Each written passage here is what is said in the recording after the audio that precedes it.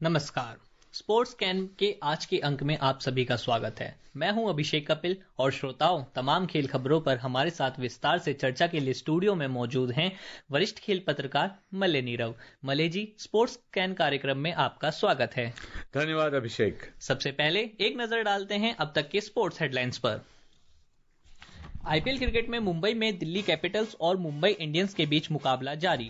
Malaysia masters badminton tournament में भारत के HS Pranay और किदांबी श्रीकांत दूसरे दौर में पहुंचे। खेलो इंडिया बीच गेम्स में हरियाणा और दिल्ली ने सेपक टकरा में स्वर्ण पदक जीता। वहीं कर्नाटक और महाराष्ट्र ने ओपन वाटर तैराकी स्पर्धा में स्वर्ण पदक हासिल किया। और आईएसएसएफ जूनियर विश्व कप में हरियाणा की कनक ने 10 मीटर एयर पिस्टल में स्वर्ण पदक जीता।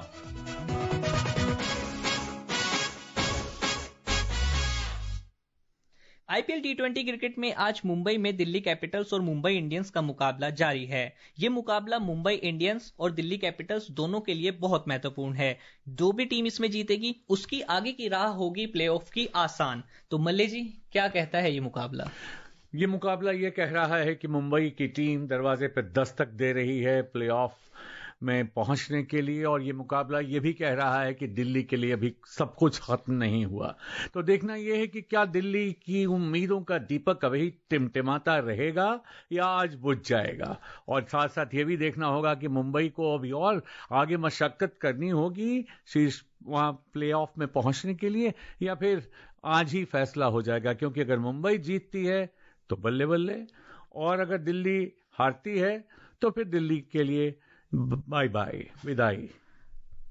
वही अभी तक स्कोर कार्ड कहता है कि मुंबई इंडियंस बल्लेबाजी कर रही है। दिल्ली कैपिटल्स ने टॉस जीतकर गेंदबाजी का फैसला किया। वानखेड़े में ये मुकाबला हो रहा है। तो मुंबई इंडियंस ने अभी 11 ओवर 5 गेंदों में 3 विकेट खोकर 94 रन बना लिए हैं। तिलक वर्मा और सूर्य कुमार यादव इस वक्त क्रीज पर हैं। दोनों से काफी उम्मीदें हैं। जिस प्रकार से रायन रिकल्टन ने शुरुआत की थी धुआंधार, 18 गेंदों में 25 रन बनाए थे, 2 छक्के भी उसमें शामिल थे। और जिस प्रकार से रोहित शर्मा गए तो एक निराशा हाथ लगी, कंधे झुक गए सारे मुंबई प्रेमियों के। और फिर सूर्य कुमार यादव और तिलक वर्मा, इससे अच्छी जोड़ी हो नहीं सकती है। 16 गेंदों में 19 रन स्काई ने और तिलक वर्मा ने 20 में 23 रन बनाए हैं। तो कुल मिलाकर अभी बहुत कुछ हाथ से गया नहीं है। लेकिन अगर आप पहले 10 ओवर की एनालिसिस करें, उसका विश्लेषण करें, तो उसमें जो 5 ओवर बाद के थे उसमें सिर्फ 40 रन बने। शुरुआत तेजी से हुई, लेकिन उसके बाद विकेट गिरे, और 3 विकेट गिरने के बाद शुरुआत जो रफ्तार थी रनों की वो कम हो गई। तो इस प्रकार से अभी कुछ ऐसा नहीं है कि कहा जा सके कि मुंबई इंडियंस के लिए अच्छी शुरुआत नहीं हुई है। क्योंकि अगर 12 ओवर में 95 रन बने हैं तो लगभग 8 का स्कोरिंग रेट है। लेकिन एक बात जरूर है कि जो टीम पहले वहां बल्लेबाजी करने के लिए उतरी है, जो कि अभी लग रहा है मुंबई इंडियंस के लिए खतरा हो सकता है। क्योंकि दिल्ली में मौसम बिगड़ रहा है और मुंबई का मौसम बिगड़ने की उम्मीद जताई जा रही है। तो ऐसे में अगर मुंबई में मौसम की मार कहीं हो गई तो फिर मुंबई के लिए थोड़ा मुश्किल होगा। और उम्मीदों के लिए, दिल्ली की उम्मीदों के लिए अच्छी बात होगी कि दिल्ली सोचेगी कि चलो एक तो जीते, अब आगे फिर देखते हैं। तो जैसा हम अक्सर कहते हैं कि आईपीएल में अब वक्त हो गया कैलकुलेटर निकालने का, तो दिल्ली के लिए क्या वही मुकाबला है? आज अगर दिल्ली मैच जीतती है तो उसके बाद उसका अगला मुकाबला पंजाब किंग्स के साथ है, और मुंबई इंडियंस को भी पंजाब किंग्स के साथ खेलना। प्लेऑफ में जगह बची है एक। तो अगर दिल्ली आज जीतती है तो कहीं ना कहीं ये जरूरी है कि मुंबई अगला मैच हारे और दिल्ली फिर अगला मैच जीते। बिल्कुल, ये जरूरी है। और उसमें भी दिल्ली के लिए आगे पहुंचने के रास्ते में सबसे बड़ी बात है ये होगी कि उसको दूसरी टीमों पर निर्भर रहना होगा कि दूसरी टीमें कैसा करती हैं। तो अपने खेल की बदौलत जब आप पहुंचते हैं ना, तो आपका कॉन्फिडेंस, आत्मविश्वास बढ़ा रहता है। लेकिन मुंबई इंडियंस की अगर हम बात करें अभिषेक, तो आपने देखा है कि अतीत में भी मुंबई इंडियंस की टीम ने मतलब हारते हारते जीतने वाली जो जगह होती है उसको बना के रखा, और अंत में अपनी जगह बना ली वहां पहुंच के। तो देखिए अब क्या होता है। क्रिकेट का खेल है, निश्चितताओं का खेल है। अब आगे आगे देखिए होता है। हाँ, एक वक्त पे तो चेन्नई और मुंबई एक साथ ही थी, और अब देखो चेन्नई 10वें स्थान पर है, मुंबई आगे बढ़ बढ़ के 4थे स्थान पर आ गई है। बिल्कुल, और चेन्नई के लिए ये साल ऐसा साल गया है जो उन्हें शायद वो भूलना चाहें। जितनी जल्दी भूलें उतना अच्छा है। क्योंकि चेन्नई की टीम से जो उम्मीदें थी उन पर वो कहीं खड़े नहीं उतर पाए उनके खिलाड़ी। और ये निराशाजनक प्रदर्शन उनका कहा जाए। लेकिन इस सीजन में आरसीबी के फैंस पे एकदम गदगद हैं। और गदगद होने की बात भी है, अच्छा खेला है और अच्छा संघर्ष किया है। देखिए एक बात है कि जब आप के कंधे नहीं झुकते हैं, जब आप उस मूड में होते हैं कि ठीक है अब हारे तो हारे, आगे खेलना है, आगे अच्छा करना है, तो जब उस तरह से अब आगे बढ़ते हैं तो इतने लंबे टूर्नामेंट में कब बाजी पलट जाएगी कहना मुश्किल होता है। अभी भी देखिए, अभी प्लेऑफ लंबा खिंच जाएगा। अगर आज हार गई दिल्ली की टीम तो अभी और लंबा खिंचेगा। प्लेऑफ में पहुंचने का रास्ता जो है वो थोड़ा और लंबा हो जाएगा दोनों टीमों के लिए। तो ये तो ऐसा टूर्नामेंट का जो फॉर्मेट है और जितनी देर तक ये टूर्नामेंट चलता है उसमें इस तरह की चीजें होती रहती हैं। वहीं आईपीएल में कल अहमदाबाद में गुजरात टाइटंस और लखनऊ सुपर जायंट्स के बीच मुकाबला होगा। तो जहां एक तरफ गुजरात टाइटंस एकदम शीर्ष पर जमी हुई है और एक तरफ लखनऊ सुपर जायंट्स है जो प्लेऑफ में तो कवायद में पहुंचने के बाहर हो गई है, तो ये मुकाबला आप कैसे देखते हैं? ये मुकाबला ये इनके लिए गुजरात टाइटंस के लिए मुकाबला बहुत बहुत बहुत ज़रूरी है उनके लिए जीतना। और इसलिए ज़रूरी है कि अगर वो जीत जाते हैं तो उनका एक मेजर ऑब्जेक्टिव जो होता है, मेन जो चाहते थे उद्देश्य, जो जिस लक्ष्य को प्राप्त करना, वो लक्ष्य तो वो प्राप्त कर चुके हैं, प्लेऑफ के लिए क्वालिफाई कर चुके हैं। लेकिन अभी भी काम पूरा नहीं हुआ है क्योंकि लीग स्टेज में उनको ये तय करना है कि वो टॉप 2 फिनिश उनकी होती है कि नहीं। इसलिए वो चाहेंगे कि लखनऊ की टीम जो कि खराब फॉर्म में है, दिख रहा है बहुत कुछ कर नहीं पा रही है, उनको हराकर और शीर्ष 2 स्थानों में अपना स्थान बनाए। और ये एक और भी मौका है उनके लिए कि वो देखें कि किस तरह से जो खिलाड़ी अभी तक उन्होंने ट्राई नहीं किए हैं, जो अभी तक बेंच पर बैठे रहे हैं, उनको कितनी जगह मिले। बैडमिंटन में एचएस प्रणय और किदाम्बी श्रीकांत आज मलेशिया मास्टर्स बैडमिंटन टूर्नामेंट के दूसरे दौर में पहुंच गए, जबकि पीवी सिंधु को पहले दौर में हार का सामना करना पड़ा। आइए सुनते हैं एक रिपोर्ट। प्रणय ने जापान के 5वीं वरीयता प्राप्त केंटा निशिमोटो को 82 मिनट तक चले मुकाबले में 19-21, 21-17, 21-16 से हराया। श्रीकांत ने क्वालिफायर से आगे बढ़ने के बाद चीन के 6ठी वरीयता प्राप्त लू गुआंगजू को 23-21, 13-21, 21-11 से हराया। सतीश करुणाकरण ने चीनी ताइपे की 3री वरीयता प्राप्त चोउ टिएन चेन को 21-13, 21-14 से हराया। वहीं आयुष शेट्टी ने कनाडा के ब्रायन यांग को 20-22, 21-10, 21-8 से हराया। 2 बार की ओलंपिक पदक विजेता सिंधु महिला सिंगल्स में वियतनाम की गुएन थियू लिन से 11-21, 21-14, 15-21 से हार गई। मिक्स्ड डबल्स में ध्रुव कपिला और तनीषा क्रेस्टो ने इंडोनेशिया के इंदा कहाया सारी जमील और अदनान मौलाना को 21-18, 15-21, 21-14 से हराया। महिला डबल्स में प्रेरणा अलवेकर और मृण्मयी देशपांडे अगले दौर में पहुंच गई, जबकि कविप्रिया सेल्वम, सिमरन सिंघी, रश्मि गणेश और सानिया सिकंदर अपने शुरुआती मैच हार गई। सरफिरोजी, स्पोर्ट्स कैन।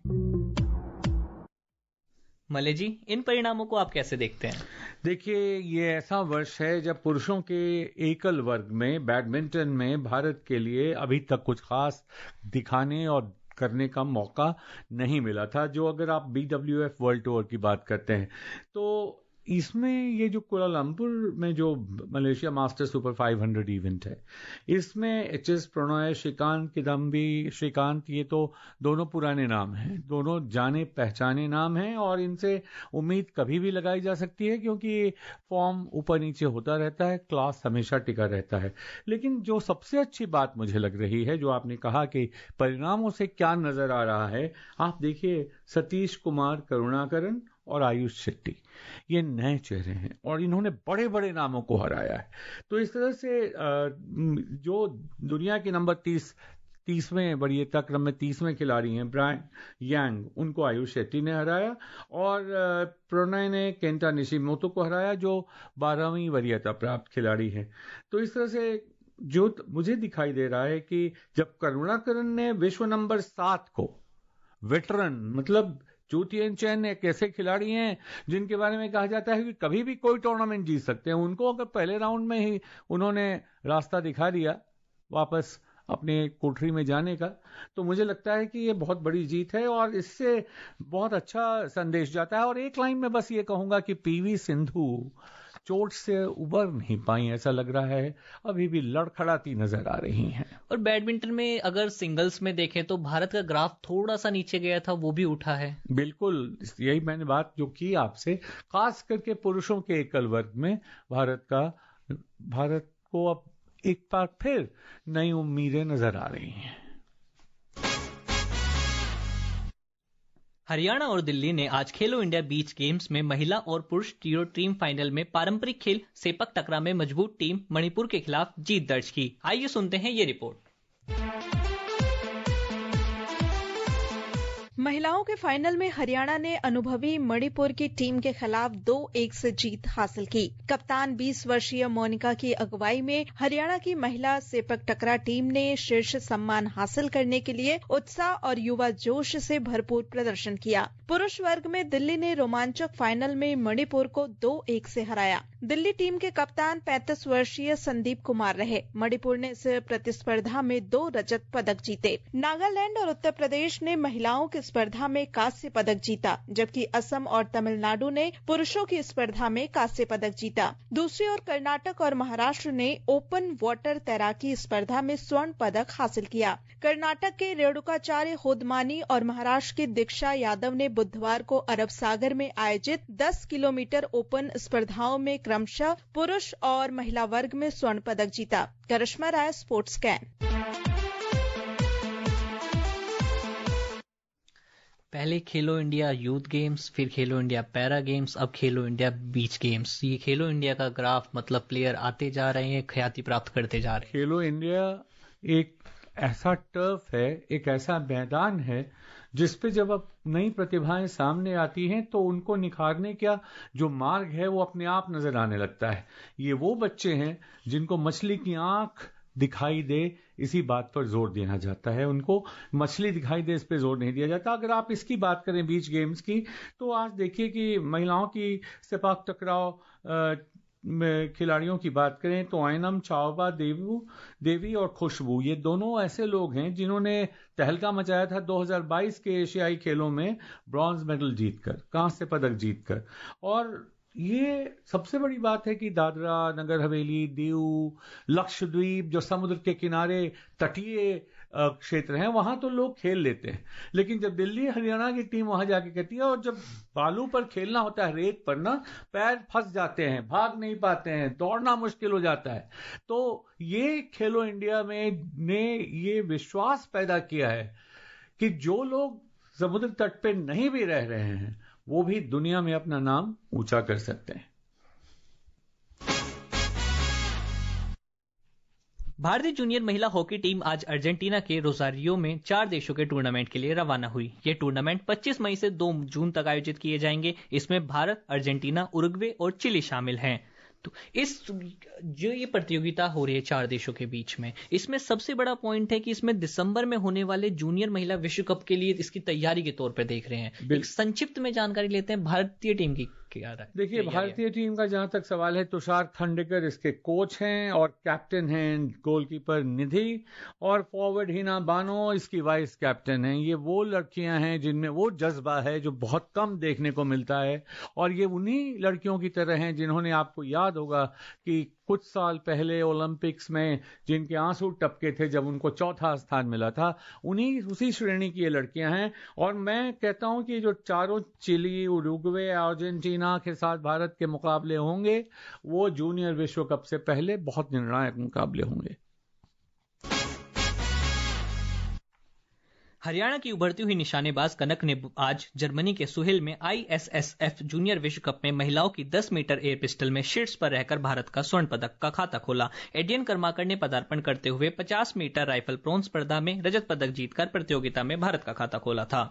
श्रोताओं, अब समय हो गया है आप सभी से विदा लेने का। कल इसी समय फिर मुलाकात होगी खेल जगत की तमाम खबरों के साथ। मले जी, आप हमारे स्टूडियो में आए और तमाम खेल खबरों पर हमसे बात की, इसके लिए धन्यवाद। धन्यवाद। और श्रोताओं, इसी के साथ मुझे और स्पोर्ट्स कैन की पूरी टीम को अनुमति दीजिए। नमस्कार।